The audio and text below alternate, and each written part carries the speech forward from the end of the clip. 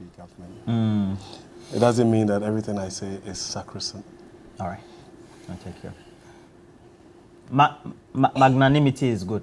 And then lawyer Kwame Jantua is an energy consultant, currently heads the Political Affairs Committee of the CPP as its chair. And thank you for joining us, lawyer Kwame Jantua. Good morning. You know, good morning to our viewers. You know, Bust has changed its name. Bust? Yes. Bulk oil storage and transportation. They are no more Bust? No, they are now BEST. So? Bust Energy, Storage and Transportation. Oh, okay. In terms of positioning. Bulk energy? Yes, bulk energy. Okay. And they say in terms of positioning and in terms of the fact that fossil fuel doesn't seem to be acceptable going forward. And they want to create a situation where Bust now can store other types of renewable energy. So they are opening themselves up to be able to do that. So they are now BEST. BEST. Yes. Bulk energy, storage and transportation company.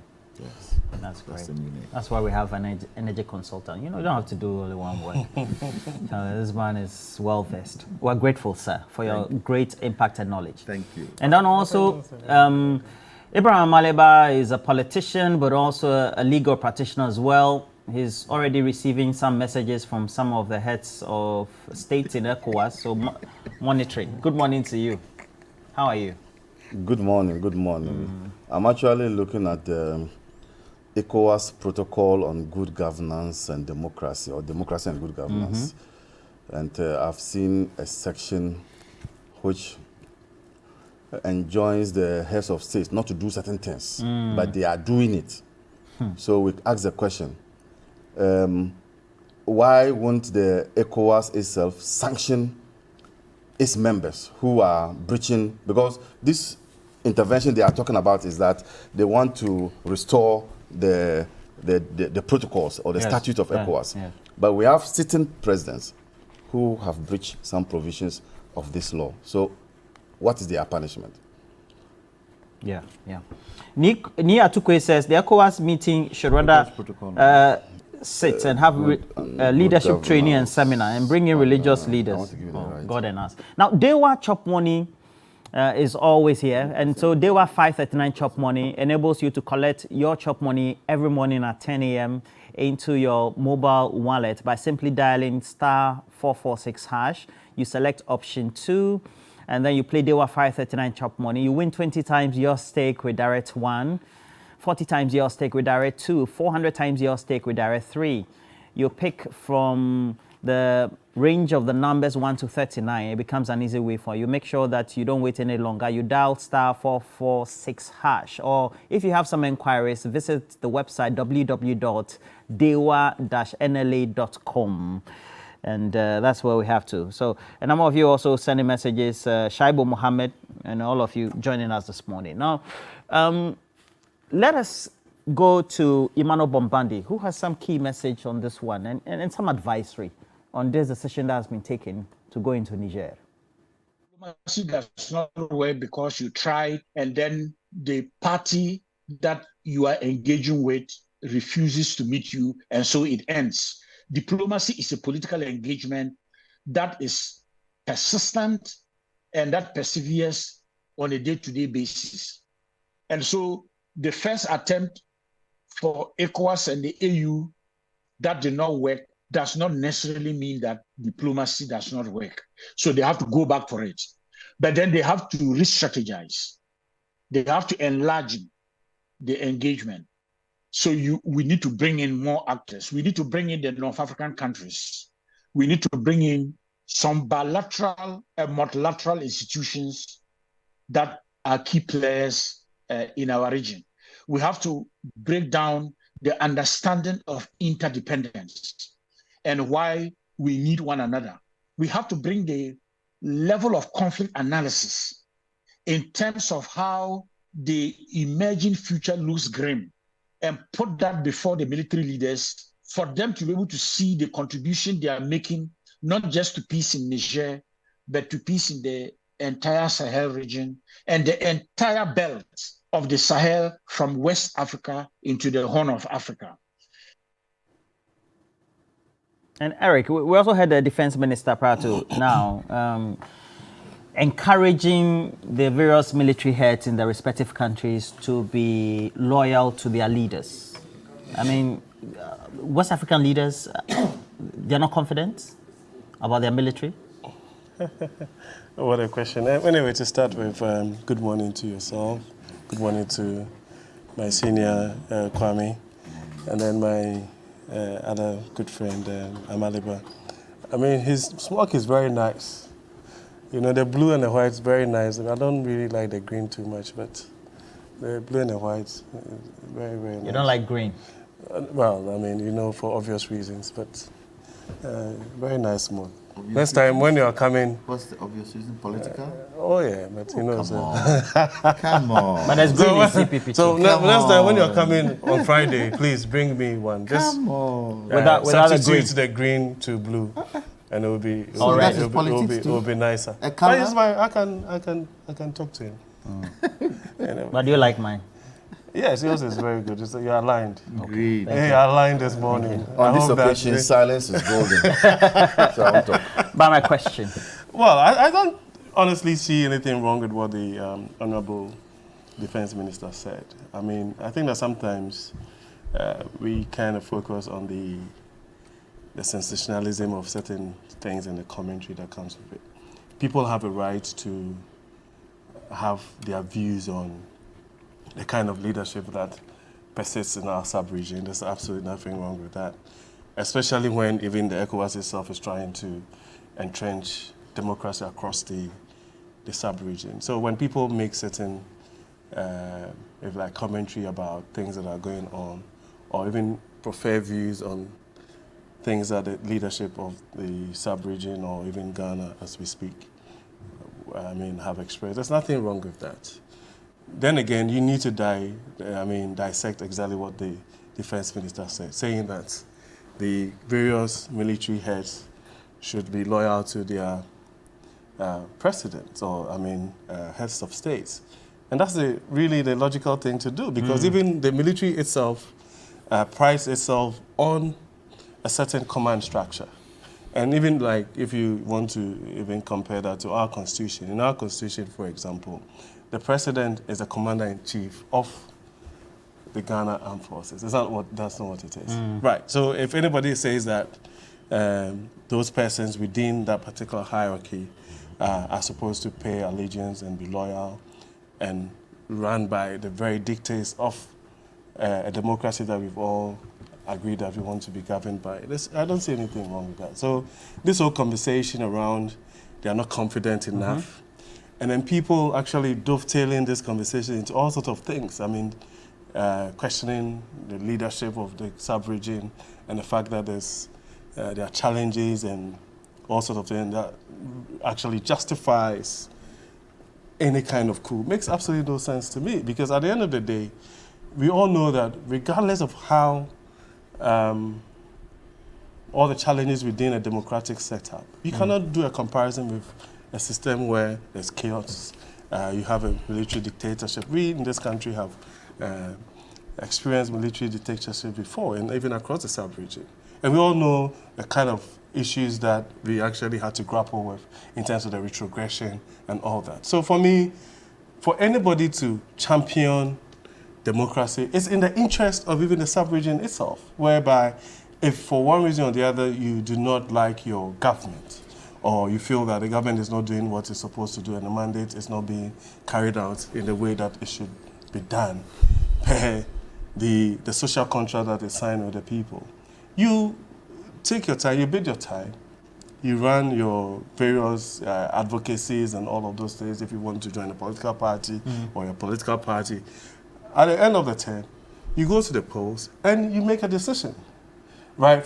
So sometimes when I listen to some of the persons who are making these commentaries, I shudder a little bit. I'm asking myself, is there a certain subtle, if you like, justification or clamor for,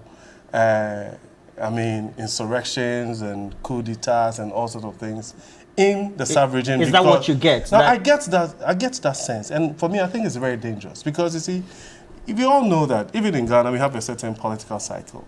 Regardless of how long it takes, it can take 100 years. You will definitely have a change in government at one point in time, or even across the sub-region.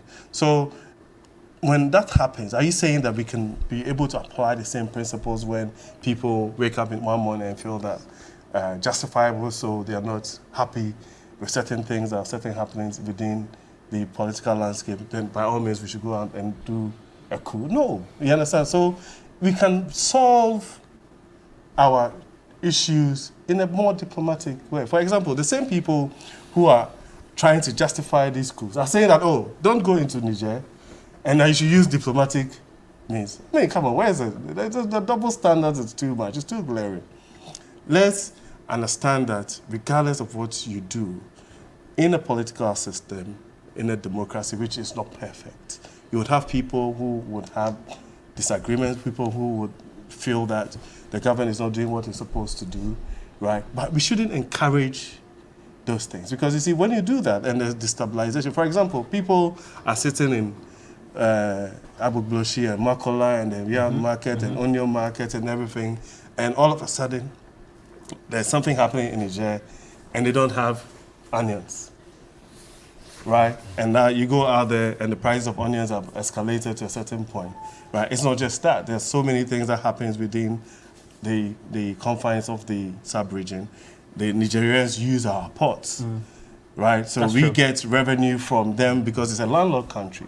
You get revenue from them by using our ports and the importation that goes through here and all the West African trade routes that we've had for centuries, even before these artificial boundaries were set. And so anything that happens within the sub-region, whether we like it or not, has an impact on the people of West Africa, right? And so for me, it is neither here nor there as to really if a decision has been made. And the question is that, has a decision been made to go to use military force to go into Niger as we speak? No, but that is on the table. Because if you listen to even the meetings yesterday, it suggested that they're still hoping that the junta will come to the table for discussions to be made. But they didn't take the option of, going there to exact that kind of action if it so be. And so everything is on the table, right?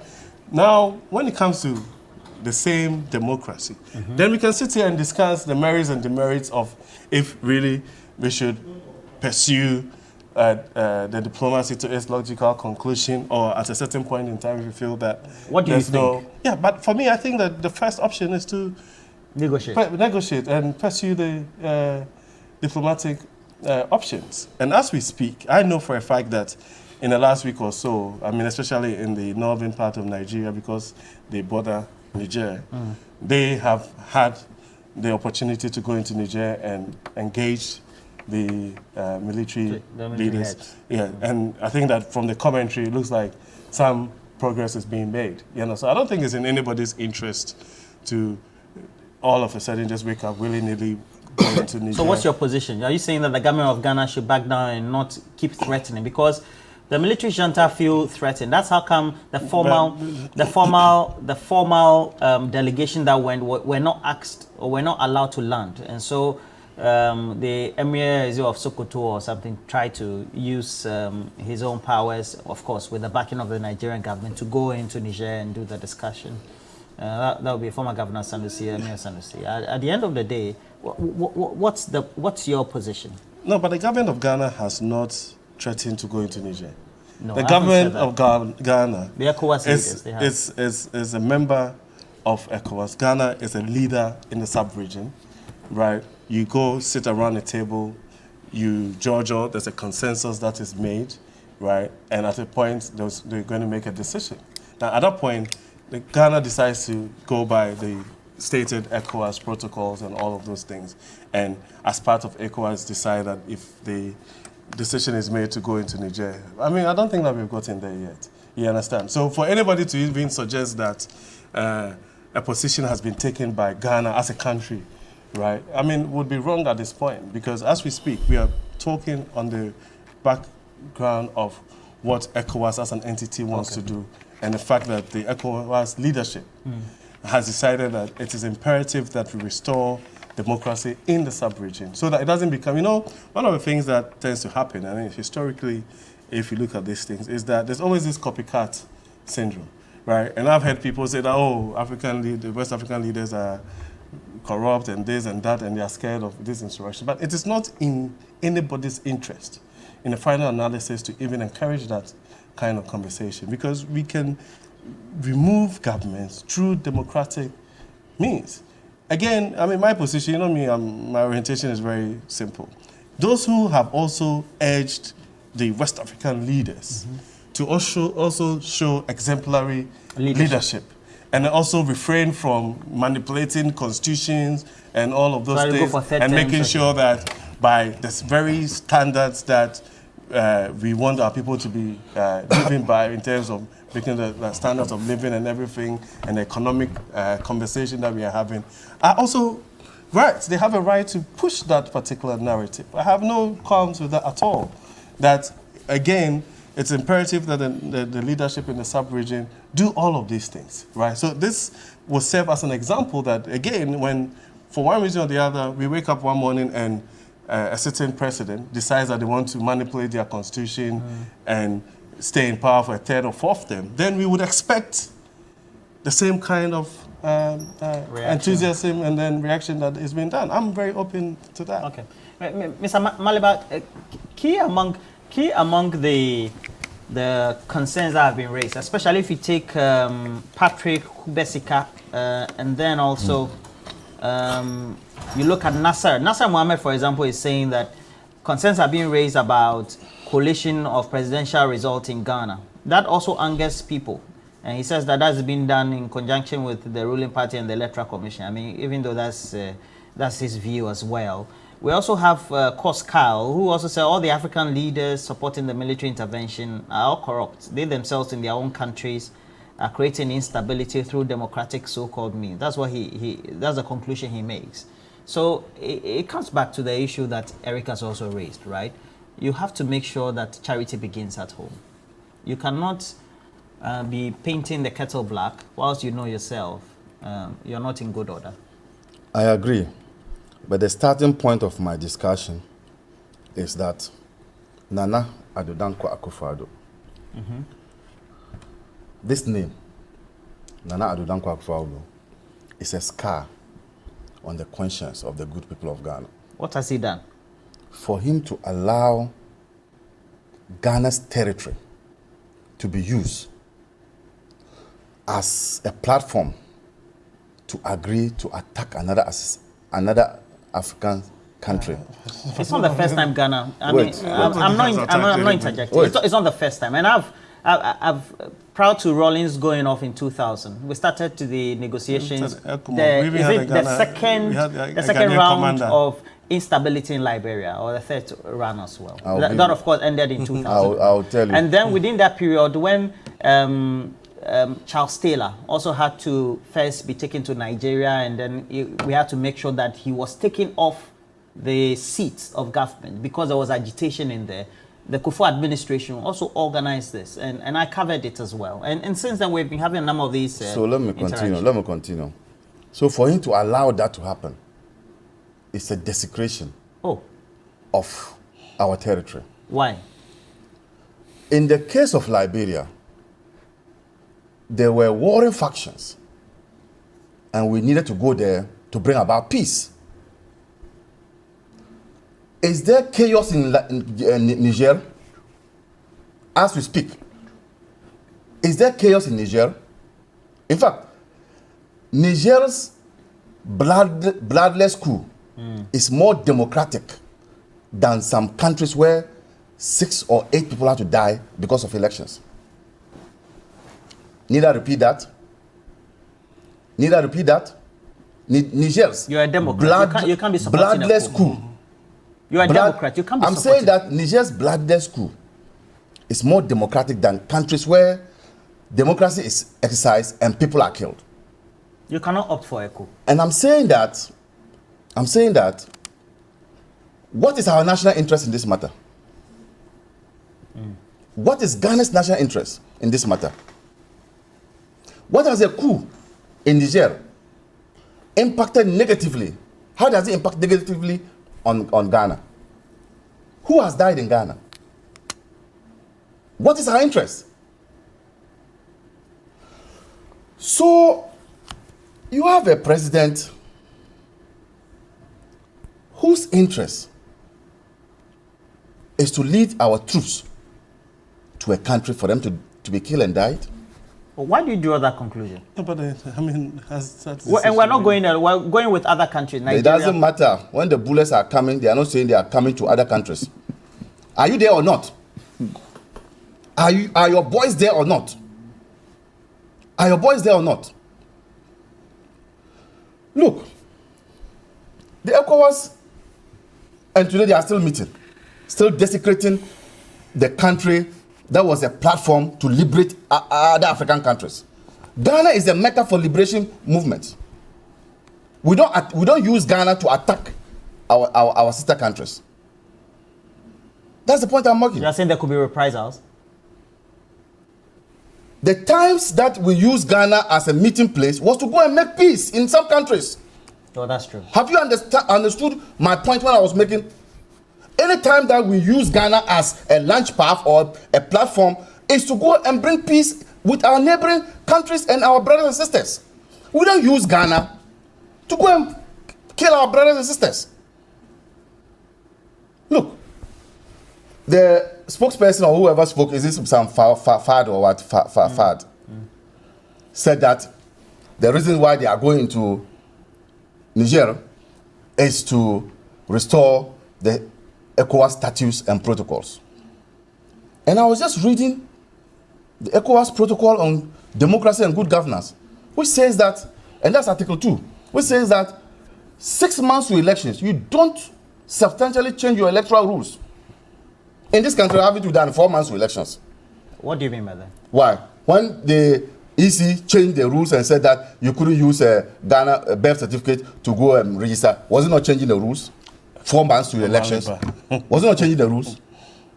Was it not changing the rules? But the EC is an independent Oh, body. my brother. You're a lawyer. Who is not independent in Niger?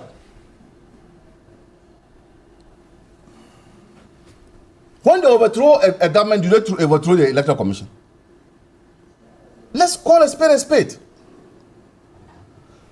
Is the EC operating in a vacuum, a borderless country, and you say that this protocol does not apply? Who says that you don't change the rules 6 months to elections? You're saying that the EC's actions are also recipe for instability. I sat here. You were not on the chair. When Mali happened, I said, these Ecowas leaders don't learn. They'll come for a meeting. The next day they go, they come back, no one is not among. Meaning what? They should look inwards. They should look inwards. How come that when they hold a meeting and they go back, the next meeting, one is missing?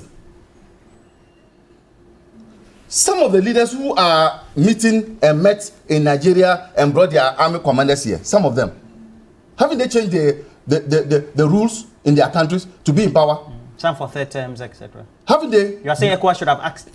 Benin, Benin, here, Ivory Coast. There's another one.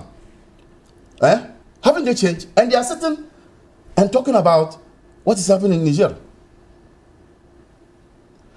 Has diplomacy failed? It has not failed. It is true that when Ecowas sent Abdel Salam, they refused to meet him. But I say, did you hear what the Niger people said? The junta said that Tinubu himself in Nigeria is still battling his presidency. So they don't recognize that misery. What am I saying? What I'm saying is this. Everybody has a price. Say that again. Everybody has a price. The price that is attached to the emissary that was sent from Nigeria is a low price. Have you seen the connection? Yeah. Now, did you know that in the same vein, the Sokoto, the Emir, was allowed Entry. and had discussions with them? Why is that? I'm saying that everybody has a price. And Ashanti man will say that I look up to Opsunfo. I will say that I look up to my chief. And not the president. Not the president. So if you want to get to me, you pass through my chief. Ecowas people don't know that. So diplomacy has not broken down. It is just that they are not using the right channels. And they are not using the right people. This war, or this attack, imminent attack on Niger, it's not like walking into Niger and attacking the Janta people. It's not like the Liberian one, when you went, you were attacking those who were the insurgents to bring about peace. This one, you are going to attack the Janta, The people. attack the people, because just yesterday, 90% of them are in support of 90% are support. So even if your army is shot and it's lying down, the people will not give him water to drink. Yeah. Unlike in Nigeria, Liberia, when the people were in support of the intervention and will give them food to eat. I'm talking this for our army here, people to hear. Now, we are not only fighting against these people too, you are going to fight against Wagner. Because Wagner yesterday, or 2 days ago, has pledged to defend the capital, Wagner. And you're not only doing that, the other countries which are which are bordering and are headed by the military dictators say that they also send troops. So you're saying the approach is wrong? It's wrong, and you consider the magnitude of. I don't know why they sit in Accra here at Burma camp in their air-conditioned rooms and are not seeing the picture. Why? We were sitting in Ghana here when Russia invaded Ukraine. Some of us thought by 3 weeks time it will be over. Didn't you say that with the might of Russia, by 3 weeks time it will be over? Today, where are we with Ukraine and Russia? Russia is even recording losses. So it's not as easy as they see it sitting here. Why? Yesterday they were talking about Mohamed Bazoum and saying that the junta is prosecuting Bazoum for high treason. Now, you are doing this before you want to reinstate Bazoum. Where is Bazoum now? Bazoum is in the grips of the junta. When you go to attack them and they see that their backs is to the wall, won't they just use a knife to slaughter Bazoum? You mean they'll be angered? I mean the junta, they have him. Yeah. They have him. You have not secured the safety of the man. I'm talking to them. I'm hoping they are listening. You have not negotiated for his exit. Huh? You are going to attack them. If the junta decides that their back is to the wall and then they slaughter Bazoum, where is Bazoum now? Where will he be? Yeah, you complicate the You complicate the whole thing. So I think that, look, they should tread cautiously. The example of the Emir. The Emir. It's an example, Sanusi. It's an example that negotiation has not failed. The next point is that their concern today should be, how do we get Bazoum and his wife and children to safety? Can they negotiate with the junta to hand over Bazoum to them? These are the things they should be talking about, and not going to attack the junta. La junta, clearly, you listen to lawyer Maliba here. There's Kenneth Festus Abuaje, you have Emmanuel Bombandi, Professor Enin, all of them. Of course, he says that Niger is tired of Niger, etc. But at the end of the day, it looks like the question is over the approach. Roland. And it looks like the ECOWAS leaders have lost trust. Roland, is that the case? Roland, is President Akufo-Addo telling us today, President Akufo-Addo and his party and his tradition telling us today it was wrong to have overthrown Kwame Nkrumah? Is that what they're telling us today? If they are saying coups are wrong. Is that what they're telling us to But why do? did President Akufo-Addo overthrow Kwame Please, Nkrumah? I'm saying it's tradition. What? But I'm saying it's tradition. But that's. But we that's agree coups are not good. I think at this table we all Has he ever said it? Have the tradition, MPP tradition, ever said it? That's what. That coups are bad and that the overthrow of our presidents was a wrong thing? I think they've said it over and over. Really? That's how come they say I haven't heard. They were very instrumental in the return to democratic I haven't heard. I haven't heard. Look, the hypocrisy of African leaders is creating this kind of thing that we are seeing. How so? How so? Tell me, which economy in Africa today stands tall? Which economy? Okay, let me not take Africa. West Africa. Which economy stands tall? West Africa. The biggest economy in Africa. Which one? West Africa. Which one? Nigeria. Does it stand tall? You mean whether by Does the it current stand tall? indicators? The Yes. current Does it indicators? stand tall? Tell me, West African economies, which one? Well, And then you have a president next door who changes the constitution to stay, and you do nothing about it. And you think it is right. So what is it about Niger that you want to invade? What is about Niger?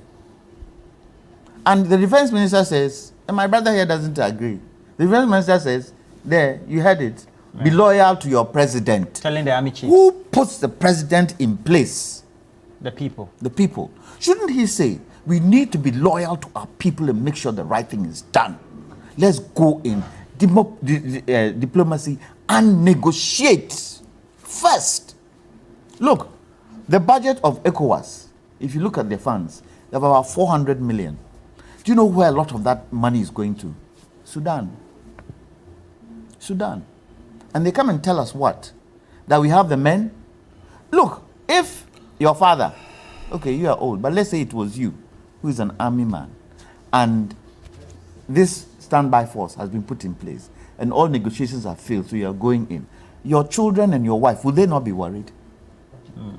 But Will they they not were be enlisted worried? to serve, to defend Irrespective. To defend Are you the- trying to tell me that the- they won't be worried? the country Ghana. Are you trying to tell me they will not be worried? They would be. Today, there is no humanitarian crisis in Niger.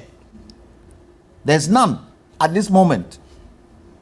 Yes, but there's a constitutional Wait, crisis. wait. There's no humanitarian crisis. Going in there will create a humanitarian crisis. How? People, the destabilization of the country.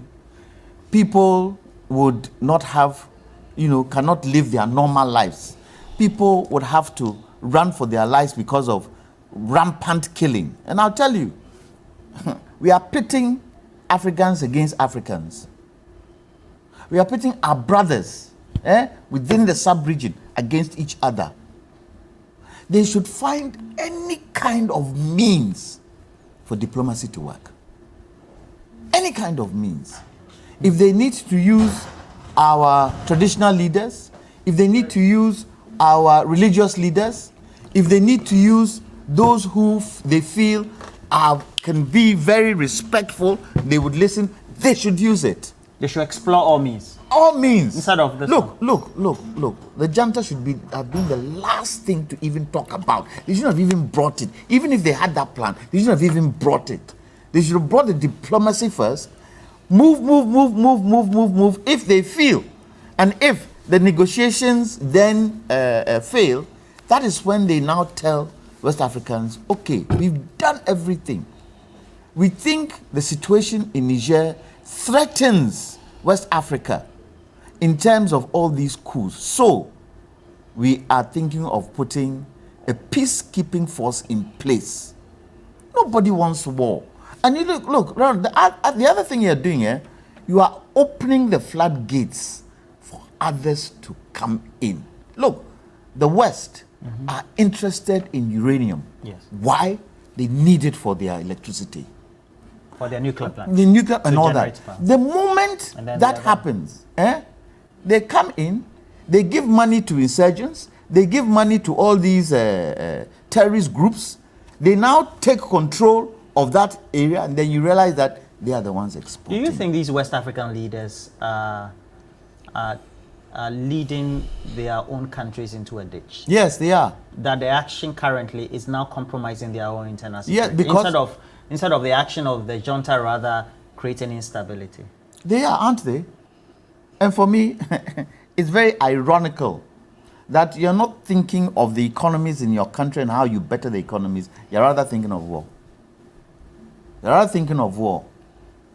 Ghana today, Ghana today, Ghana today, Ghana today. Are we sitting pretty? I don't understand. Are we sitting pretty? Is everything fine in Ghana where people feel, oh, we are comfortable? Is it? Well, the budget was read. They said we were 10 around the Are we sitting pretty? Are we sitting pretty? How many? What is the jobless state in Ghana today? How many people in Ghana eat 3 square meals a day? How do we spend nearly $40 million in importing food products that we can grow here? We are sitting pretty. And you're not thinking of that first. You're thinking of going to, what do you call it? You mean 400 million? Invade 400 million. You're thinking of going to invade, what do you call it? Niger, a vast country. And that attack, is it only the capital you're going to? Burkina and Mali. Is it Burkina and Mali who are going to give them, who are going to join them? Yes. Burkina, Mali, is that part of it? Guinea. Yeah. 3 of them. Look, one of the major issues that West African leaders should look at is what France is doing to their French countries. That is the key. That is the key. And they are not saying anything. The leaders are not interested in that. So, Roland, tell me, what really was the cause of the coup? Why did the coup happen? What was it? Have the disenchantment. Is disenchantment not running through the whole of West Africa? And are they trying to show this big boy attitude that if you try, it will come for you? Is that what they're trying to do? When you haven't been able to stabilize your own economies? When our own bank of Ghana has a loss of 60.8 billion. You're saying that creates insecurity. Where does it make sense? Look, Ghanaians are tired of insurrection and all these types of things. That's why we are quiet. We don't want anything to destabilize us. That's why some of the things that are happening in Ghana today, we are quiet. The corruption, the broken promises, all these things, we are quiet because we believe that if for nothing at all, every 4 years we can change. But we are getting to a point, Basan just said it right. We are getting to a point where if leaders in our countries do not stick to the promises they give the people, these are some of the things that we will see. And that is what President Akufo-Addo, who, and I say he transcends all the republics in Ghana today, should be the one man who stands up and says, no. I don't understand. He transcends how? Because of his He has age. lived through. He's lived through. Okay. My father's generation, all. If you look at the subset of our politics today and those leading it, he is one person who transcends all and understands the politics. He should be the one man who says to West African leaders, no, that isn't the way forward. The way forward is diplomacy. Let's see how best we can put diplomacy in place and approach the junta. And if I go through the comment, for example, Ali Mustafa Combet is saying, if government has any means to restore constitutional governance in Niger, they should find any other means except this military intervention and rather concentrate on restoring peace in Boko in Ghana. And then also the question about why is it that the actions of the Ecowas leaders seem to be angering their various citizens? Because if you monitor Nigerian channels, you go to Channels TV, NTV, and many of them. All those, the sentiments are also not good, even for Tinubu, etc. And we are talking about 2 powerhouses in West Africa. So, to be honest with you, I feel that sometimes when we have conversations, we need to contextualize this and not, get into the fray and go into areas where it becomes controversial, to start with. my brother, my senior brother, Kwame, was making mention of the president and that our tradition should denounce the 1966 coup. Then in the same breath, he's saying that as we speak today, there are conditions that arrive in the West African sub-region that basically makes this coup d'etat justifiable. No, I didn't say that. No, I'm just. That's your words. He said, but basically, he said there are perverted conditions in the West African countries. Then the question is that also. I wasn't born in 1966. I wasn't born. Right. But then the question would be, were those conditions rife at that time? You understand? So you can't be expedient with these conversations. If coups are bad, they are bad. Generally. But I'm not that's what I'm saying. No, don't misinterpret me. No, don't misinterpret me. That's not coups are good. That's not what I'm saying. Okay, but I'm just saying. I'm saying that we shouldn't have double standards. It was the right thing. We shouldn't have double standards. I think that's what he's saying. But he said the leaders shouldn't. Yes, they shouldn't. Try to draw into this conversation because then it becomes a certain ideological conversation, right? In the same breath, I mean, if you sit on a platform like this and you hear people like Amaliba speak and all that, these are guys who are still celebrating 31st December and June 4th in this country. They still do it. Their tradition celebrates these things. You understand? So when we are having conversation around reasons why people will do coup d'etats and everything, and they're coming out with all this subtle whatever, you have to be very worried. You have to be scared about how they narrate and interpret some of these things, right? But that's fine. All I'm saying is that, yes, people have a right, the West African people have a right any day to be dissatisfied with their leadership, right? I was watching BBC News when I was coming in this early morning. And England, that is supposed to be the fifth or sixth largest economy in the world, has 300,000 homeless people. You're trying to find something for them. Every country in the world, the people are dissatisfied with their government. Out of 70 million people. No, I'm just saying. Out of 70 million people. I'm just saying that. Are you saying this as part of the equalization? I'm not equalizing at all. I am saying that every citizen has a right to critique, to disagree, to have expectations of better governance or leadership from their government. And being a West African leader does not absolve you from that.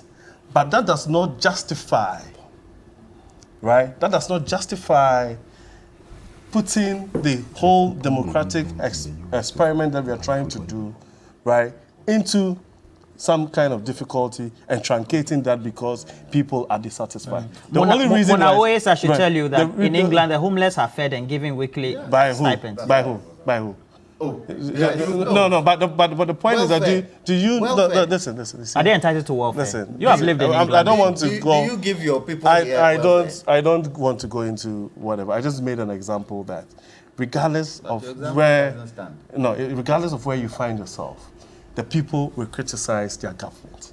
People would have issues with how the system is being run, or even on public policy positions. That does not mean that there has to be a justification for undemocratically, right, removing those governments. There are processes for which you would be able to remove governments. And of course, if things have happened in the past where in a sub-region people have done things in a particular manner, it doesn't mean that it should.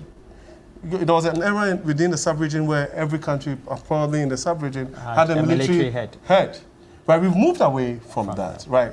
And we've all known and come to appreciate the fact that all of these things had actually also contributed to a certain retrogression, right? And so, as imperfect as a democratic system is, right, as we speak today, that is essentially the only way we can govern ourselves. If people ask for better leadership, better public policy position, and less corruption and all of those things, there's absolutely nothing wrong with that. I would, back that any day.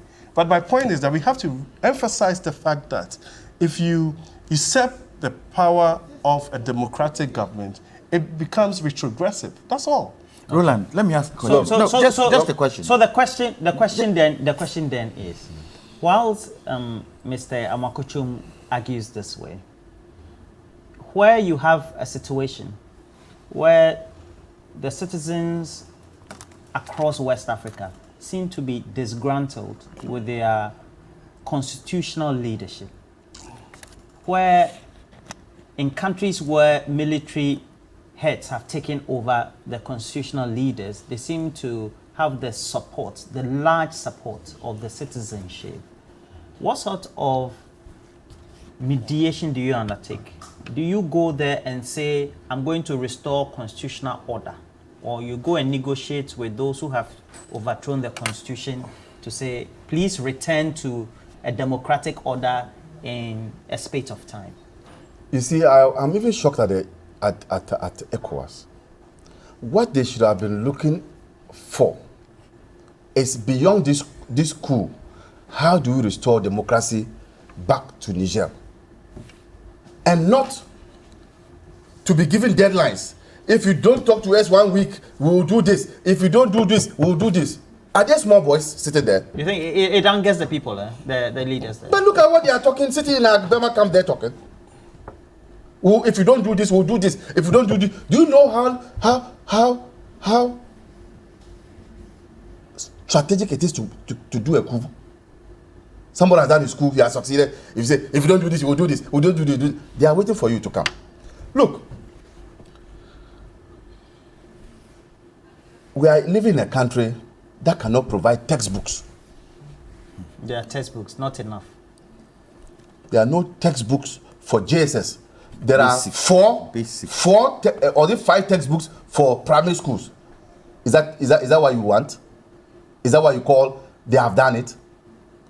So if you cannot provide full complement of your textbooks, you rather want to send troops and pay them and feed them to go and fight somewhere?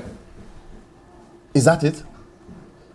In any case, when the current president, then in opposition, felt that things were not going right, didn't he say Arab Spring? Didn't he say Arab Spring?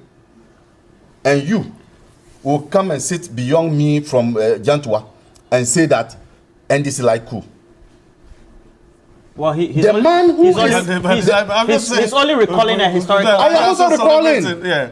He's They have a right to recalling a recall. Have it historical. also recalled? I'm also recalling that there was once an opposition leader who, when he wasn't getting his way through, said that Arab Spring can't. But the late Professor Mills also said. Look at you. So are we going to go on that tangent? but So I'm you going to brought it tell up. you that You brought it up. I'm going to tell the bottom line is what Roland has asked. How do we make our people satisfied? If you come to power, how do you make the people satisfied? How would you cut down on your luxury, not hiring private jets, and ensure that people can get pad, the woman, the distance, sanitary pads? You mean Today, these things can contribute to a coup? why? You don't know? Let's be fair, please. Let's be fair about what? That people cannot get sanitary pads and they will not be angry with the government. Or you're talking about the summation of the disgruntled people. Okay. Look, when people take up arms or they go onto the street, everybody has this problem. Oh. Your head is aching you. Your leg is aching you. You don't have one monolithic reason why people pour onto the street. Oh. So stop saying that. I'm saying this because I received a call from my village. A young lady who said I should give him money to buy pad. This has never happened. And so, in fact, that issue, they say that Ghana is the leading country with when it comes to they say period poverty. They call it period poverty. Google and see, period poverty. That's what they call it. And Ghana is the highest when it comes to this. How do you tax that? How do you even tax those things? Tax it. Those things, how do you tax it? I can't even mention them. So if people are disgruntled, it coalesces into, people become dissatisfied. And your question was relevant, and I don't know why you are moving away from it. I asked you a question. You said that. And then you digressed. I didn't digress. Why? Sanitary pad is one of the reasons. One of the reasons is textbook school fees. Should I give you one of the reasons? One of the reasons is the president flying on jets. We all have reasons why the economy. Good. Yeah. So stop being the forex losses. For a businessman will be talking about that. Haircuts. Exactly, a haircut. Former Chief Justice on the street. So please, I am saying that governments in the West African sub-region should focus on providing the welfare needs of their people. If they do that, nobody will be looking to remove them. This call by Nituwol that army chiefs should be loyal to their president. I think he's living in Cuckoo's land. Cloud Cuckoo land. He's living in Cuckoo's land because when people are agitating, the CDS can do nothing. And I'm telling them, when people are agitating, the CDS, they can't do anything. So please, let's ensure that when we are voted into power, our major interest is to uplift our people from the doldrums. Anything besides that, you see these agitations happening, and that's what is happening, and the wind is blowing. You see, tomorrow they'll go for a meeting, then the next day one will not come. The next time another one will not come. So now what they are doing is that let's show bravado. Let's scare the people away. Let's scare the military people. But in some cases too, the people can rise up against the government, not military men, but the people themselves. That's what the Arab Spring taught us. So how do we conclude? What's your final caution or advisory to the leaders in ECOWAS as they conclude this meeting with the army chiefs today? Let me ask the question. What happens to our leaders when they decide to stand for constitutional power and give all the fanciful promises that they're going to do to uplift the people? And even when they win, their first statement that they give gives hope. What changes? That creates the kind of mistrust in governments. And let me quote Obasanjo. He says, what we have now in Mali, Guinea, Burkina Faso, and now in Niger Republic, we should interrogate and ask ourselves, what are the causes? For me, if I'm going to advise them, as much as possible, the junta are human beings like yourselves. Let's try every means of diplomacy and negotiation. Every means whatsoever. Because it has an implication on us here. If it so happens that they go in and they don't go in with peace, but they go in on attack, the kind of weapons in West Africa, do you know? We'll be sitting here and they'll fly a bomb. It hits Flagstaff House. Boom! What will the Ghanaian people say? And it will say we should what? Be, what do you call it to our president? You should be committed to the people. Because if that doesn't happen, and we sit for this thing to go on, all right. Look, West Africa will be destabilized. All right. Okay. The right thing should be done. Now we know that Niger is bordered, it's landlocked. It's a very landlocked country. So we all know that they are bordered by Libya to the northeast. You see, one country, Libya to the northeast, Chad to the east, Nigeria to the south, Benin. All right. So it means that they are just on top of Nigeria. So they after northern Nigeria, now Benin. And a little bit of Burkina Faso as well to the southwest, Mali to the west, and Algeria to the northwest. It's a very huge country. It's not child's play, all right? And predominantly... And the poorest, one of the poorest in Africa. Why? The largest now, in terms of land size. What the military... If you look at the military consultants, etc., they keep saying is that the terrain is even a bit uneven. Well, it's not a terrain we're used to. So, of course, the troops who go to Sudan, etc., will be used to the desert areas. 80% of the land lies in the Sahara Desert, or in the Sahara. It depends on how you want it. So, for example, should you or not be worried if you have? Now, let's quickly spend some 2 minutes and look at an issue. Oh, we don't have the time. No. Okay. The Bank of Ghana and... There are more questions for the Bank of Ghana to answer, and they are not talking. 3 weeks now, there have been allegations. Why are they not talking? Is it true that they did sole sourcing when the Procurement Act says that you do sole sourcing in some specialized circumstances? Is it true that a company that is supposed to manage, has been given management services, did not have its registration process done before it was awarded? So the Bank of Ghana should know that it is a bank that is supposed to exude confidence in the financial sector. And if its own activities are shrouded in secrecy, it is important that those in the bank are made to wake up. Yeah, the building. We're told that it's from 81, and ideally, apparently, it was not. If you look at the quantities and then the summation, it shouldn't have cost.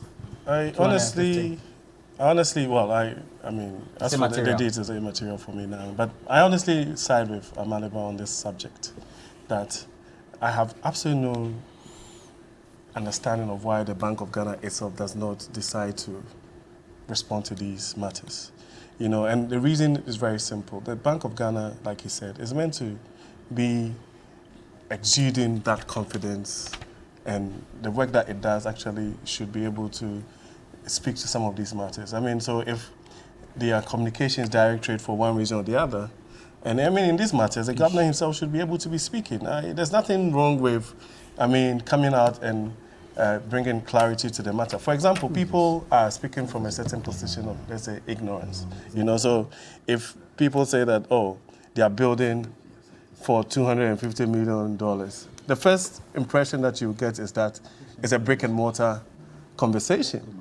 But we all know the things that goes into even like just a normal commercial bank, right? Let alone, I mean, a central bank of a country like Ghana, right? So they should be able to bring clarity to the matter, give us an indication of exactly what it's entailing, what it goes into an edifice like that, talking about earthquake prone and all of those things, bankers, all sorts of things, right? I'm not an expert in these matters, but I mean, I feel that, I mean, their communication has been a bit lax. And we, you know, sometimes because we cloud these things in politics, when there's a conversation about a particular institution, it becomes an MPP NDC conversation. It's not an MPP NDC conversation. I've had reasons to think that even the bank itself needs reforms.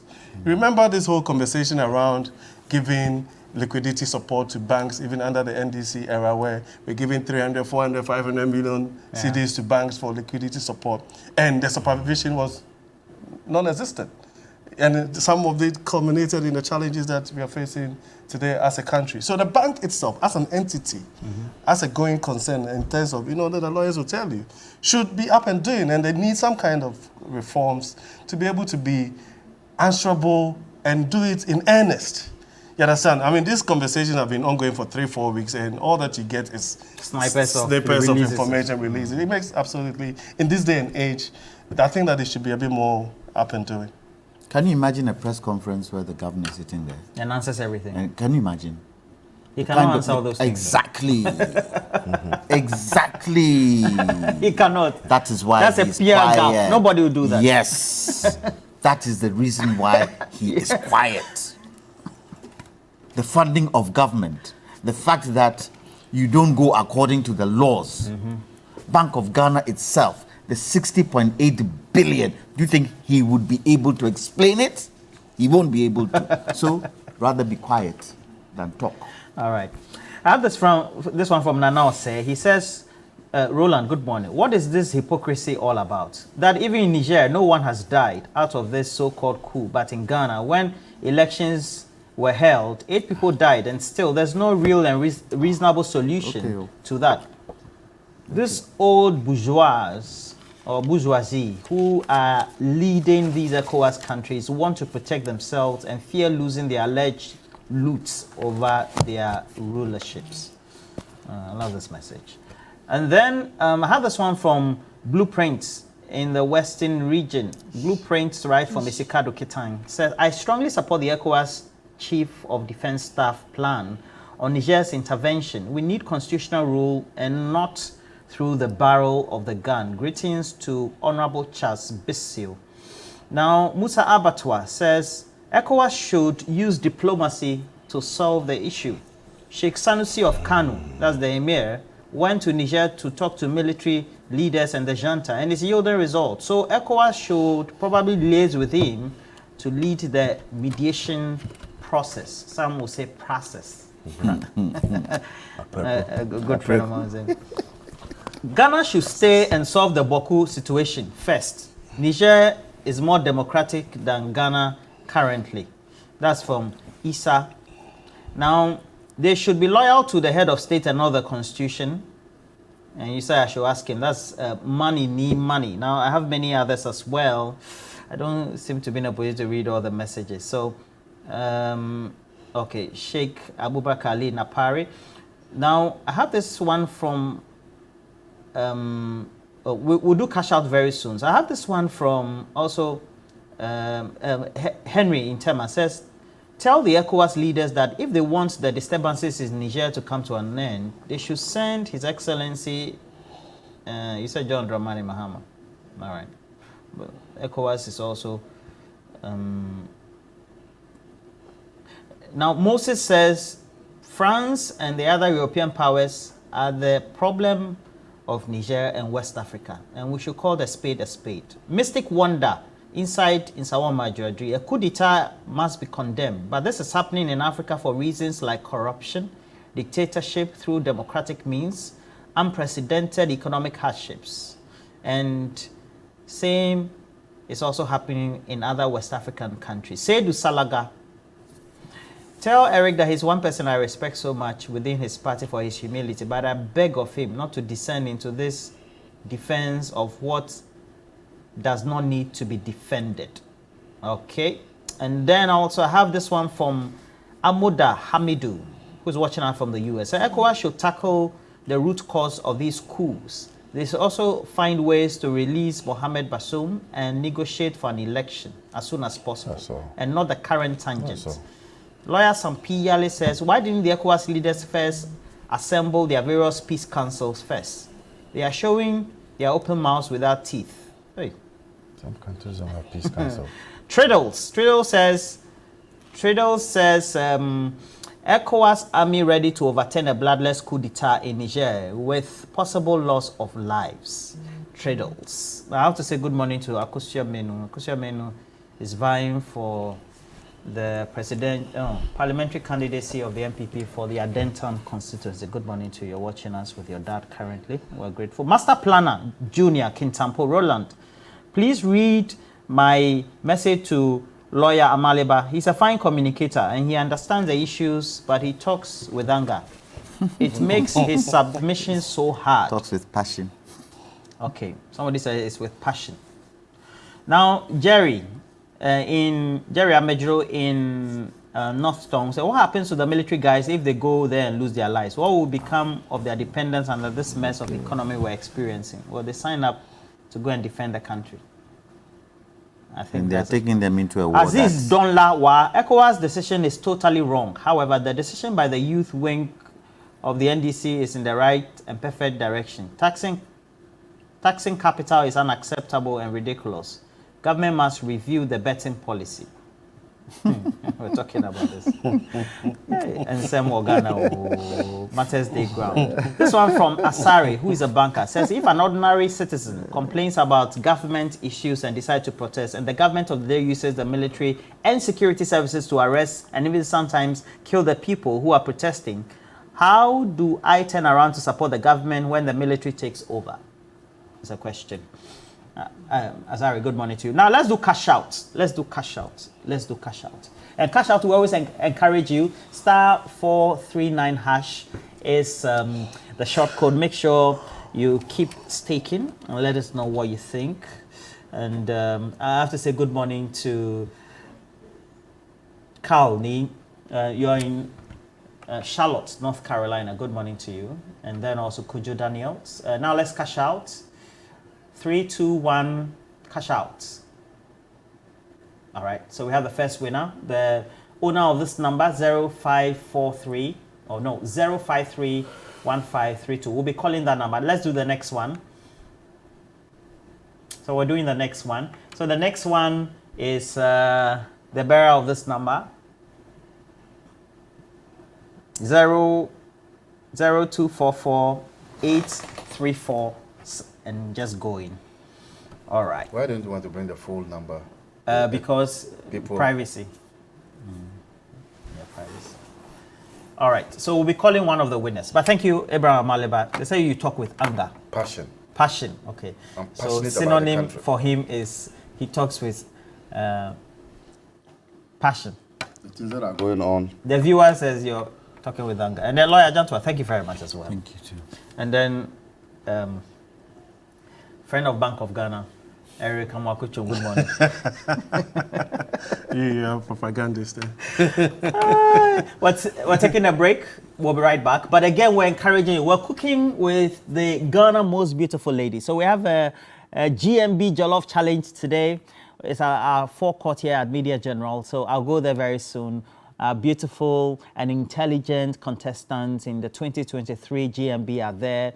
They have leaders of the 4 teams. We're talking about Anita, we have Crystal, we have Jacinta, and of course, we have the regulars as well, all there, making sure that we're able to do all the good things when it comes to being able to cook. So we'll go and learn some few things there. We're taking a break. We'll be right back.